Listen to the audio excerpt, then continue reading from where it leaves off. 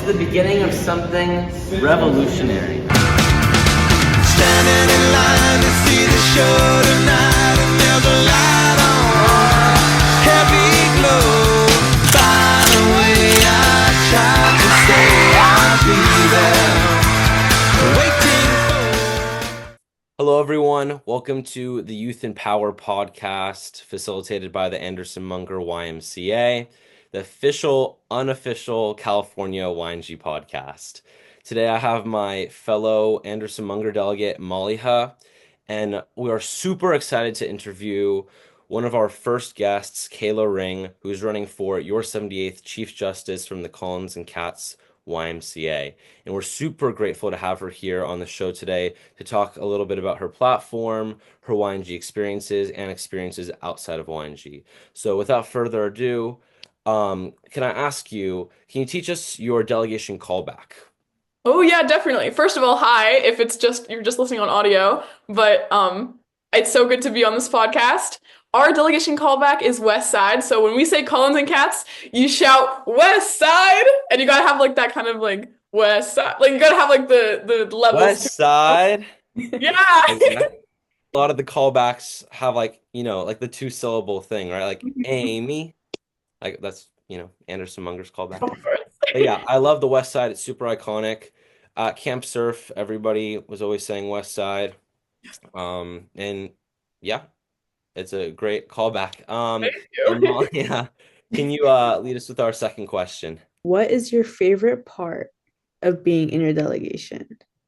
Ooh, my delegation is great because it feels really big, but it is really big, but it feels a lot smaller since we have family groups. So we essentially have groups of like 6 to 8 people, and every single meeting we do some sort of activity in our group, and it totally helped me get to know the people in my delegation, especially when I joined, because I felt a little intimidated with all the people there, and then my family group was like so sweet and so welcoming, and I ended up making a really cool, awesome YNG friend group from that.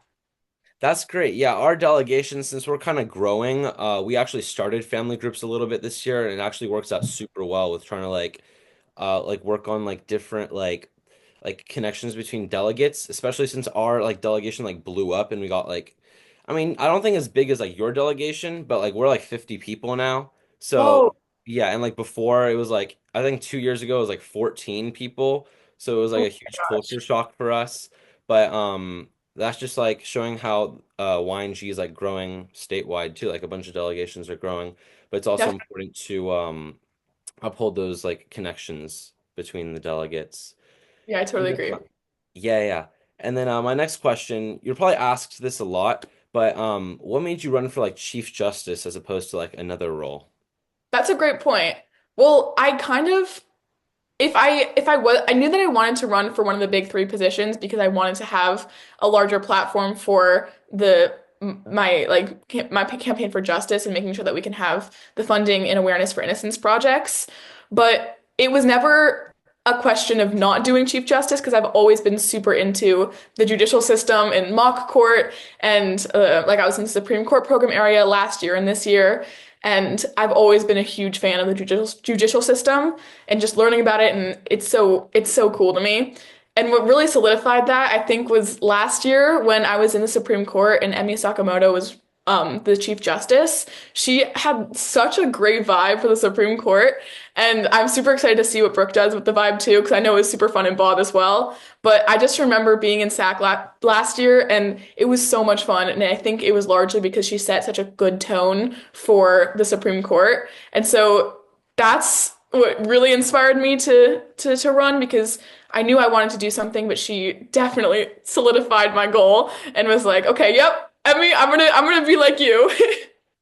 Yeah, Yeah. I'm also in appellate courts this year too, so I love like the judicial branch of YNG. I don't feel like well, since there's only like two like program areas dedicated to the judicial branch, I don't feel like it gets a lot of spotlight, but I'm glad that you can run for this position and represent your platform for like innocence projects and also that you're really into the like judicial aspect of YNG. Like, thanks. Yeah. And then going on to the next one, you kind of answered this already, but what program areas have you been in, and are there any roles that you have held in YNG, either on a statewide level or at your delegation? Yeah, definitely. Well, I started YNG last year actually. I was a sophomore when I joined, and I was originally in the appellate court program because, like I said, I was already super into mock trial from middle school. And I applied for the Supreme Court that year, and so I only ended up being in the appellate court program for like one day of Bob. But I was in Supreme Court last year. I was the Supreme Court justice, and I absolutely loved it. It was amazing. And it was so cool to be in like the actual Supreme Court, sitting in the seat that the justices sit in. That was probably one of the best days ever for me. And so because of that, I also applied for NJC, the National Judicial Competition, and I ended up competing there. One of the best weeks ever. In terms of how the competition went, I ended up being one of the top 10 attorneys in the US. And then also, I was a finalist for the justices. So the final justices get to go to the actual Supreme Court of Minnesota and holds like our final moot court there. And that was, again, like so cool to sit in the seat that the actual justices sit in. And I got to meet one of the justices in the Minnesota Supreme Court. It was so cool. And so that's what I loved about NJC, the whole experience of like taking on that role in a real setting. And then this year again, I'm in the Supreme Court and I'm super excited for it, especially in SAC when we get to go back to the California Supreme Court. It sounds Yeah, it's super amazing. cool. I love how in YNG, like, not only do you get to like live the experience as like a government official, but you also get to like meet some government officials and just like sit where they sat and like have the robes on and everything. It's like a surreal experience, I feel like. It must have been for you, right? Yeah, I totally agree. It was just like beyond cool. And the fact about like meeting government officials and stuff, that's like part of the reason why I think my platform for bringing more funding and awareness for innocence projects can actually be achieved is because we get to meet with those government officials. And so having that role will allow you to like build that connection and actually advocate to them because then you have that like a little bit more like respect as like a chief justice and representative of YNG. So I totally agree with you. And it's so cool that we get to talk to like real government officials. I think that's awesome. Yeah. I remember going to Bob and Sack and realizing there were actual government officials there and my eyes just widened. I was like, no way, this is like actually real. This can't be happening. So I totally understand how you feel. It's honestly so amazing. It totally is. Yeah, that's awesome. And then this next question, I think you probably answered this, but what's your favorite YNG memory at like one of the conferences? Ooh, that's a great question too. I think I know I've been talking about like how much I love the Supreme Court and how much I love all of the activities within our conferences, but to be honest, hanging out with my friends at Bob last year was such like a core memory for me. We had the appellate court the first day that we were doing it before I got into the Supreme Court. The appellate court room was up that giant hill at Bob, and we were walking up there tarantula upon tarantula upon tarantula, so My. many spiders, and I'm terrified of spiders, but that moment like is completely ingrained in my mind. And my friends and I had so much fun, like looking at them and then running away and then getting close and then running away. And so even though I love all of the court stuff, that was amazing. I love hanging out with my friends at those conferences. Yeah, I know I was in forum last year and I had a couple of friends that were in appellate court. I know they were telling me like oh they had to hike up that mountain and stuff and it was crazy and that they also saw the spiders too. And so Yes, it must have been it's just like a journey just to get there in the first place. It's just funny. But this year exactly. it was right next to the big tent, so it was a lot easier to get there. Yeah, it was so convenient this year. Yeah. I had a friend last year who was an appellate and she switched to ConCon and she was like, oh, I finally don't have to go up to that hill. But then this year, ConCon was the one that was up the hill. So she had to go But up. they still But used the No, hill? that's horrible. they still use the hill. They switched it. That's crazy. Even Really? because this year at Bob, the tent was like even farther away from that hill. That must have been a walk. Oh my gosh. Then this next question, they actually asked the Sec of States, like candidates, this question at Camp Bob, and I thought it would be a good question to bring back because I don't think they asked you this question. But I know that like some great leaders have had like mentorship throughout their lives. Who do you think your biggest inspiration has been in like throughout your life or like your leadership journey? That's a great question. I remember they asked that at Bob. I Hmm. had an answer immediately in mind then, and I'm going to say my same answer. I know it's a little cliche, but I would say my dad is probably my biggest mentor because, especially having to do with the judicial system, I think ethics are the most important thing for the judicial branch. And he is a very ethical person, and he has introduced like ethics topics to me since I was young. And so I really admire that, and I think he totally help me build my own like moral mindset. And because of him, I think I have the kind of ideas that I have now. So I'd say my dad because of all of his ethics education for me. And I think that's so important for the judicial system. It's essential. Yeah, it really is. I actually really like that answer too. And then additionally, I know that you're internationally recognized, like you're an internationally recognized like student filmmaker, right? Known like for your work on like documentaries. So where does your ambition from filmmaking come from? And do you think it has added to like your character or leadership? That's a great question. Thank you for I don't know about ambition for filmmaking, but I do love filmmaking.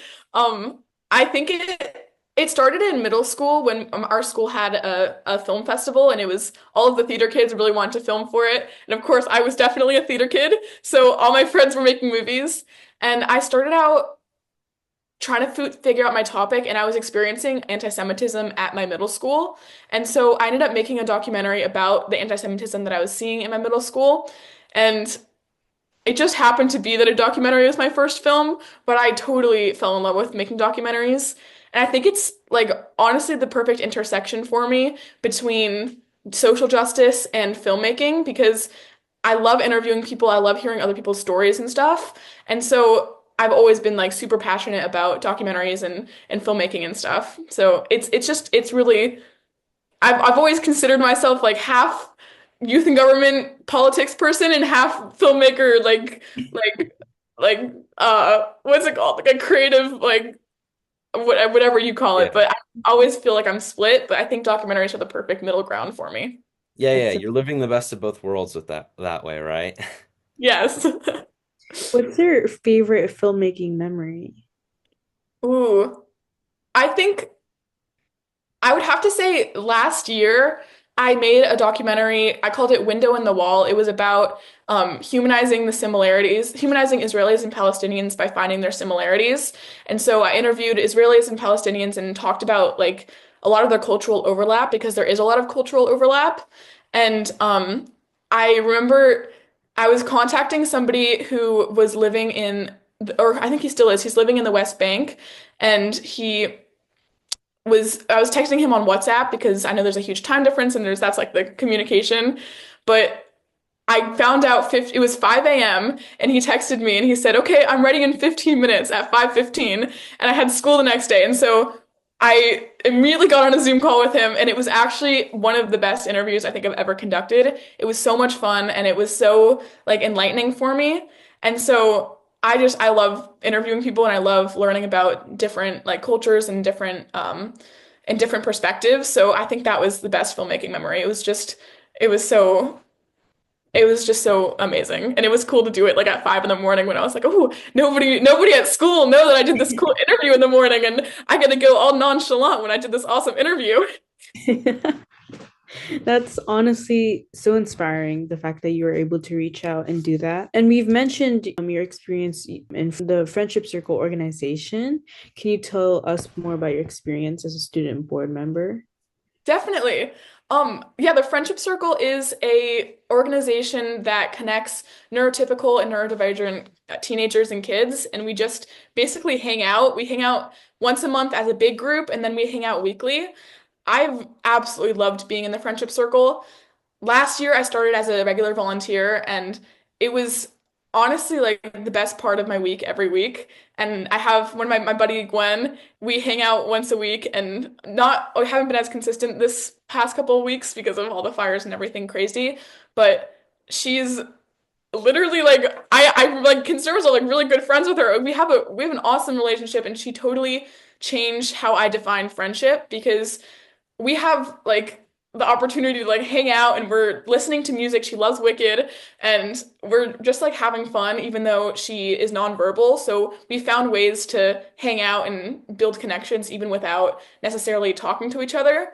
And so the friendship circle has been like absolutely changing my way of interpreting friendship because everyone who's there is just there to have fun, and we get to just spend like 1 hour a week or 3 hours a month just having fun, and we don't consider any other thing in our life. We're just like trying to hang out with our friends.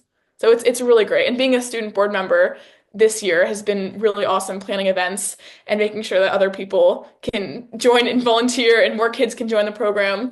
And so it's been cool organizing it too and seeing the other side of things, not just as a volunteer. How long have you done the friendship circle? Yeah, I've done it for 2 years now, so this is my second year. The first year I was a volunteer, and then just in September I joined as a board member. Wow, okay. So, are there any other hobbies or extracurriculars you have that we haven't asked about yet? Ooh, I am trying to think. I really enjoy, like I said in the beginning, I used to be a theater kid. I still kind of am. So I really do enjoy like acting and stuff. So I have a take a theater class at my school. I take the intro to comedy class. I'm not as funny as I think I am, but I really do like that class and I really do like acting too. So that's another hobby of mine, but I mostly am like dedicated to friendship circle, youth and government, and filmmaking. And those are usually my three big dedications. Awesome. And so, your biggest dedication is YNG, and we've talked about how you've spent so much of your time at the YMCA and your family groups, but how has your delegation like been supporting your campaign? Definitely. My delegation has been actually awesome. My delegation is so sweet. I love them so much. But they've been super helpful, especially in Bob. My friends were helping me, like coming with me as I campaigned, and I would pass around my posters and just say, "Hey, could you bring this into your program area?" And they would totally help me out. And I would be like, "Oh, I don't even know where my poster is, but I know it's with somebody in my delegation. I know they're helping me campaign, and it's beyond supportive." I had no idea that that's what it was going to be like when you campaign because it's so nice. Like it's so sweet to know that so many people have my back and people who are like so nice people anyway, and they're like supporting me. It's really sweet. I really appreciate them. I remember seeing your posters and the little ring, the bells as I walked. Hearing them, right? It's like she's somewhere. I Yeah, know. building off of campaigning, what do you think was your like the most important part of your campaign at Camp Bob that got you to this next level of the competition? Ooh, that's a good question. I think I think the intersection of like my platform with my slogan, like the fact that my slogan is "Let Justice Ring" and I'm your candidate for justice and education, like those are the two fronts of my campaign and my platform.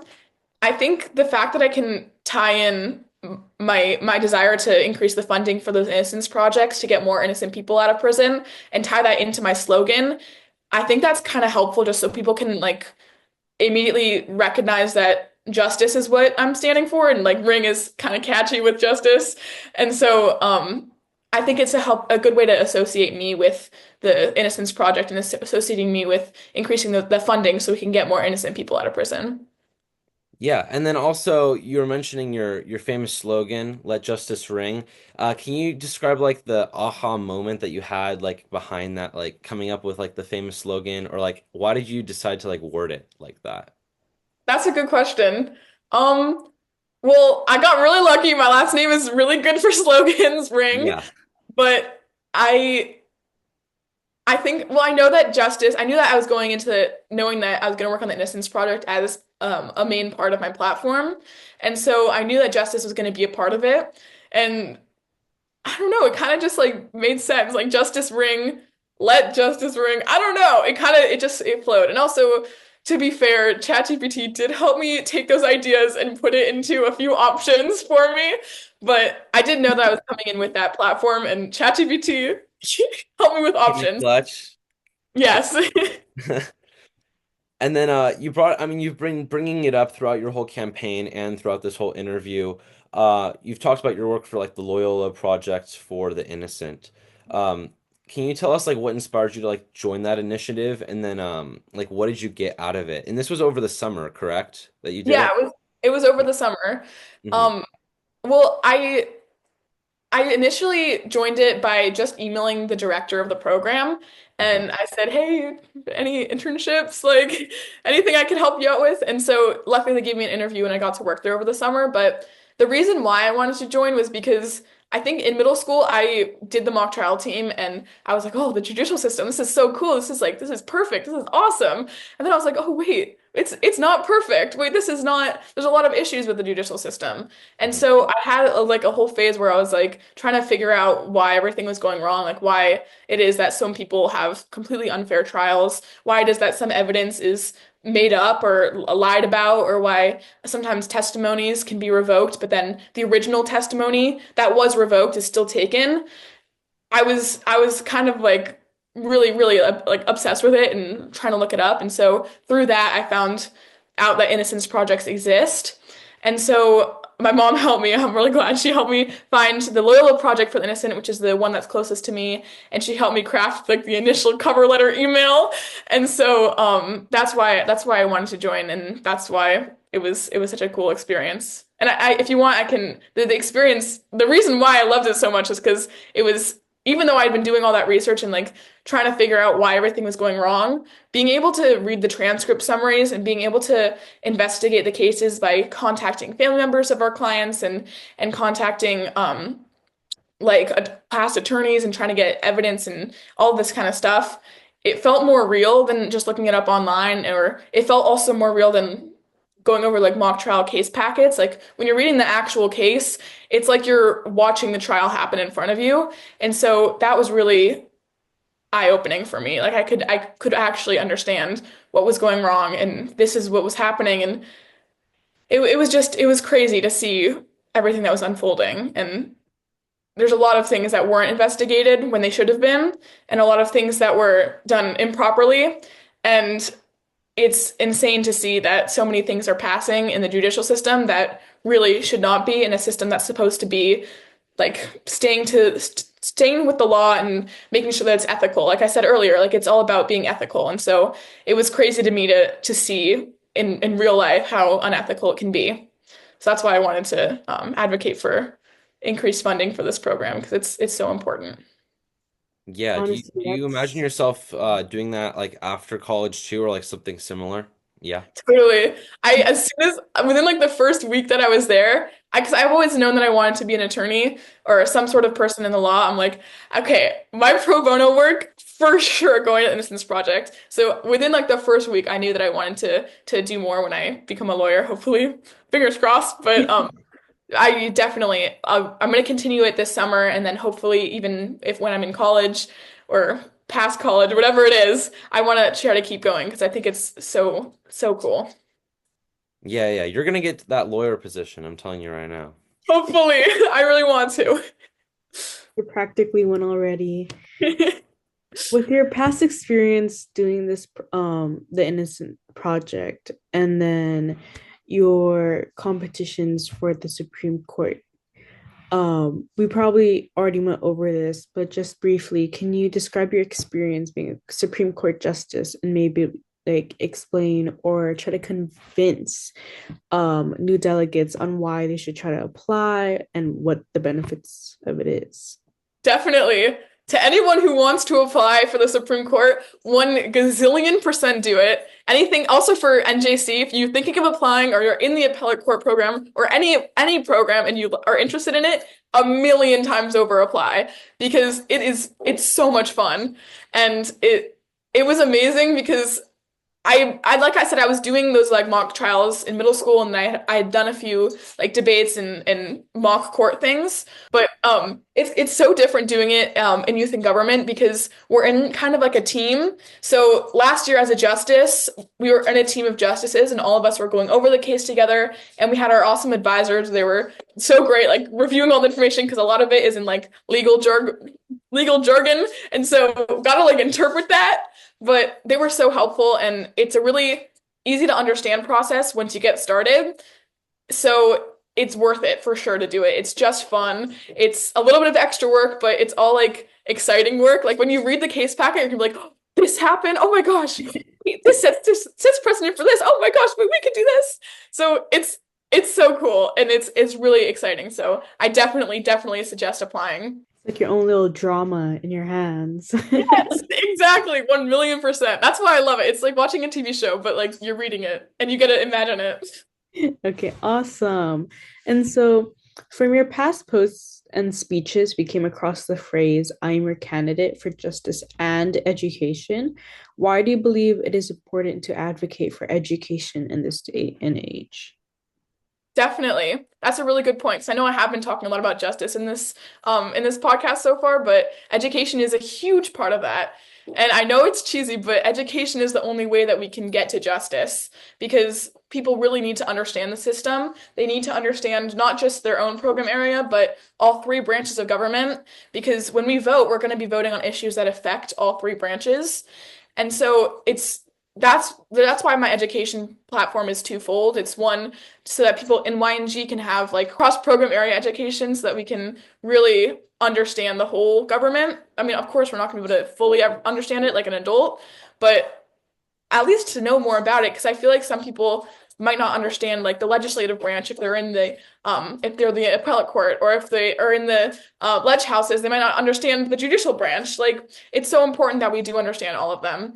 And in terms of the second part of the education side of my platform, making sure that people outside of YNG have government education because they're also going to be voting. And so it's so important that they are also educated because their vote counts as much as our vote. So it's essential that they also know what they're talking about and what media they're consuming because it's so important. But yeah, that's why I think education is essential for justice. I know justice is the goal for everyone, but education is the way that we get there. Yeah, I really like that two-step plan because they both correlate with each other, and like you were saying, they both complement each other perfectly, right?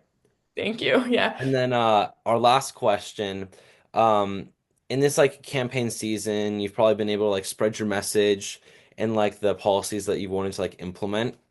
But is there anything that you wanted to share that you haven't been able to like emphasize like on like during in your campaign? Like if there's like one of your ideas that you haven't been able to bring up too much like in your campaigning.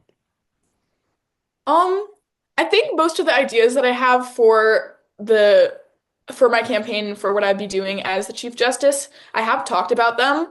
But one of the things that I think is super important that I've been doing in the delegations that I've been meeting with, and that I'm going to continue to do as I meet with people and even in SAC, is I've been collecting a list of all of the things that people are looking for in a representative. Because as Chief Justice, you're not just representing YNG in front of the delegates, but you're also representing them to government officials, to people who are interested in donating to the Y, and to the Youth in Government program. And so I've been collecting all of the things that people are looking for in a representative, and I'm going to make sure that I implement that. So that's something I'm going to continue to do at SAC. But some of the things people are looking for is like integrity. People are looking for people with good communication, people who are honest about their beliefs in their campaign. And there's a bunch more. I have my list over here, but I think that's one of the things that I didn't talk about yet on this podcast, but something I'm definitely going to make sure to do is to embody those values because it's not just my values that are important, it's all of ours. So, yeah, that's one of the things that I'm making sure that I'm doing. Hmm. Thank you so much, Kayla, for coming on to the show today. You've heard it here, everybody. Kayla ring, let justice ring. You'll see her at Yeah. Sacramento. And yeah, thank you so much for coming on to the podcast. We loved having you. Thank you so much for having me. This was so much fun. It's great talking to you guys, and I'm excited to see you at SAC. It's going to be awesome. See you at SAC. See you at SAC, and let justice ring. Let justice ring. Bye, Yeah. everyone. Bye.